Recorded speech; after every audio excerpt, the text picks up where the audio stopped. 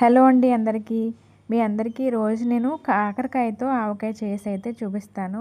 కాకరకాయ ఆవకాయ చాలా బాగుంటుందండి. మీరు అందరూ కూడా ఒకసారి ట్రై చేయండి. ఇప్పుడు ఆవకాయ ఎలా చేయాలో చూపిస్తాను. వీడియో చూసేయండి. నచ్చితే లైక్ చేయండి. కాకరకాయ ఆవకాయలో మాత్రం నేనైతే నువ్వుల నూనె ఉంటే నువ్వుల నూనె వాడతా, లేకపోతే గానుగ నూనె వాడతానండి. ఏ ఆవకాయకైనా సరే. కాకరకాయ ముక్కల్ని ఇలా అంటే ముందే కాకరకాయల్ని కడిగిన తర్వాత ఇలా మనం పల్చగా ఇలా చక్రాల కింద కోసుకుని ఫ్యాన్ కింద ఆరపెడితే దీనిలో ఉన్న చెమ్మంతా పోతుందన్నమాట.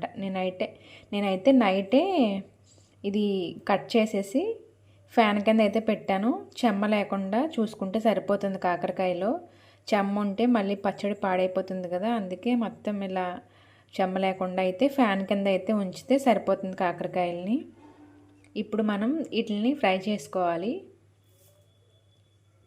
నేను తీసుకున్నవి అరకిలో కాకరకాయలు.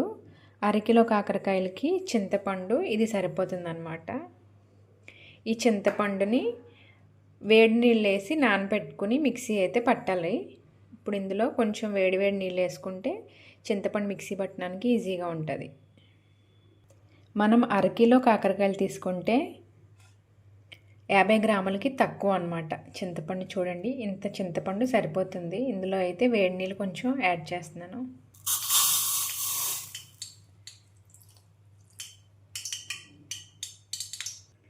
ఇప్పుడైతే కొంచెం కొంచెం కాకరకాయలు ఫ్రై చేసుకోవాలి.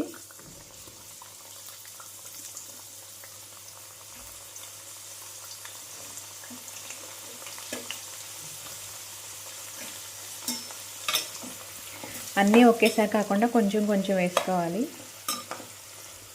ఈ పచ్చడి నిలవ ఉంటుంది ఎక్కువ రోజులే, కానీ మనకి కాకరకాయలు దొరుకుతూనే ఉంటాయి కాబట్టి కొంచెం కొంచెం పట్టుకుంటే బాగుంటుంది. ఎక్కువ కాకుండా ఒక అరకిలో కాకరకాయలు అలా ఆవకాయ పట్టుకుంటే చాలా బాగుంటుంది.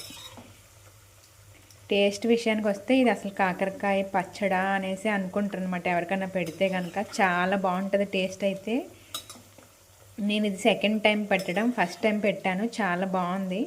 మా ఇంట్లో అందరూ ఒక 2 డేస్లోనే పచ్చడిని ఫినిష్ చేశారనమాట. అంత బాగుంటుంది. ఎవరైనా ట్రై చేయండి ఒకసారి వీడియో చూసేవాళ్ళు.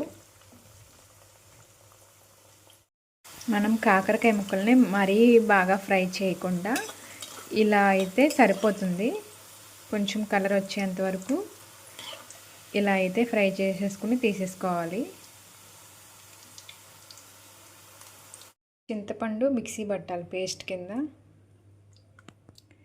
చింతపండుని ఇలా మెత్తగా పేస్ట్ కింద అయితే చేసి పక్కన పెట్టుకోవాలి. ఇప్పుడు వెల్లుల్లిపాయలు,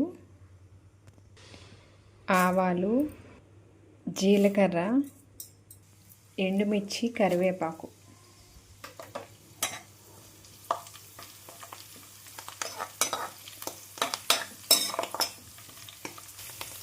ఇది వేగిన తర్వాత మనం మిక్సీ పట్టుకున్న చింతపండు ఉంది కదా, అదైతే ఇందులో వేయాలి.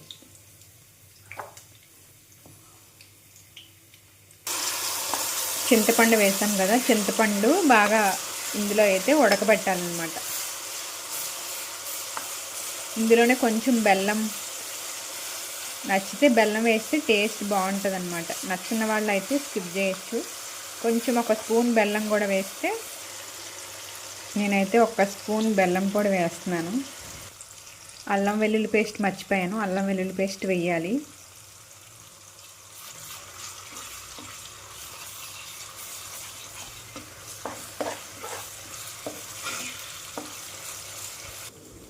కొంచెం ఇంగువ,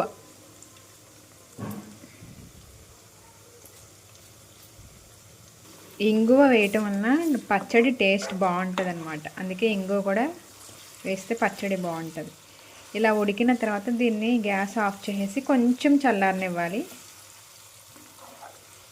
1 టేబుల్ స్పూన్ మెంతులు వేసుకుని ఫస్ట్ అయితే ఇవి కొంచెం కలర్ మారేంత వరకు వేయించుకుందాం.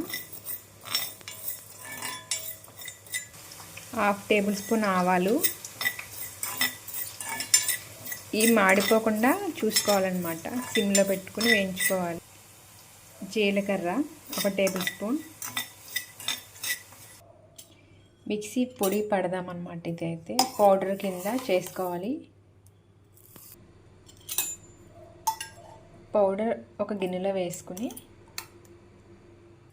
ఒక 4 టేబుల్ స్పూన్లు పచ్చికారం తీసుకోవాలి.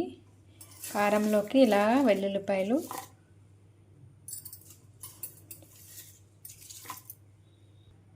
వేసి మిక్సీ పట్టుకోవాలన్నమాట. ఇలా మిక్సీ పట్టుకున్న వెల్లుల్లి కారాన్ని ఇందులో వేసేసుకుని కలిపేసుకోవాలి. మనం వేయించి పెట్టుకుని కాకరకాయలు ఉన్నాయి కదా, కాకరకాయలు అయితే ఇందులో వేసుకుని కలిపేసుకోవాలి.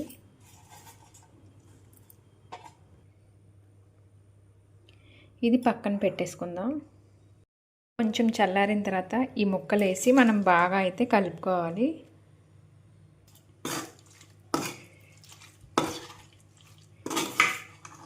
బాగా కలుపుకోవాలి. ఈ ఆవకాయని అయితే ఒక 3 డేస్ వరకు ఊరిన తర్వాత తింటేనే బాగుంటుంది. ఇందులో కొంచెం పసుపు, ఉప్పు, సరిపడా ఉప్పు వేసి కలుపుకోవాలి. ఉప్పు, పసుపు నేను మర్చిపోయాను ఫ్రెండ్స్. చింతపండు మనం ఉడకపెడతాం కదా, అప్పుడు ఇంగు వేస్తాం కదా, ఇంగు వేసినప్పుడే ఈ 2 కూడా వేసేసి ఉడకపెట్టేసుకోవాలన్నమాట. లాస్ట్లో వేసినా బాగానే ఉంటుంది.